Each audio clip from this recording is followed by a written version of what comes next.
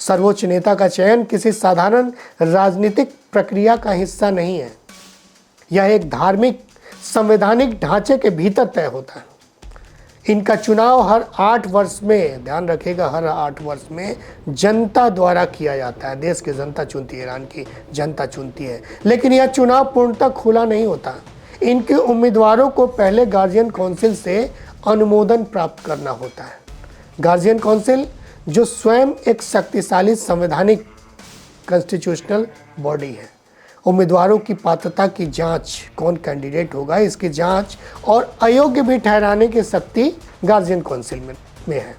यानी कि प्रक्रिया में जन चुनाव है, जो पूरी प्रक्रिया है उसमें जन चुनाव है, लेकिन प्रारंभिक छटाई संस्थागत है। संविधान के अनुसार यदि सर्वोच्च नेता का पद रिक्त होता है, अगर जैसा कि अब अभी देखने को मिल रहा है, तो विशेषज्ञों की परिषद की जिम्मेदारी है कि वो शीघ्र जल्द से जल्द नए नेता का चयन करे। इस चयन में धार्मिक योग्यता को देखा जाए, राजनीतिक समझ, उसकी राजनीतिक समझ होनी चाहिए और उसके तीनों विचार जो है बेहतर होनी चाहिए।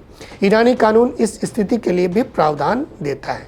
जब सर्वोच्च नेता का पद रिक्त हो जाता है तो ऐसी परिस्थिति में इस तरीके के तमाम कदम जो है वहाँ के जो गार्जियन है उसे उठाना पड़ता है।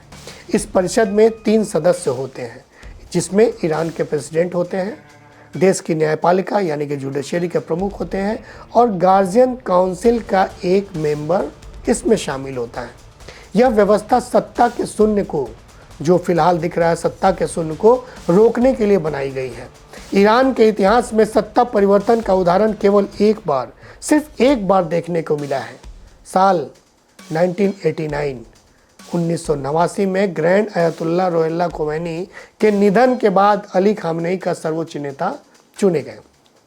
जो स्थिति आज फिर से वही स्थिति दिखाई दे रही है। उस समय खामनेई ग्रैंड अयतुल्ला की श्रेणी में नहीं थे। इसके बाद संविधान में अमेंडमेंट किया गया, जो पहले भी हमने बताया, अमेंडमेंट कर उन्हें योग्य बनाया गया, यानी कि वहाँ का संविधान जो है थोड़ा सा लचीला है।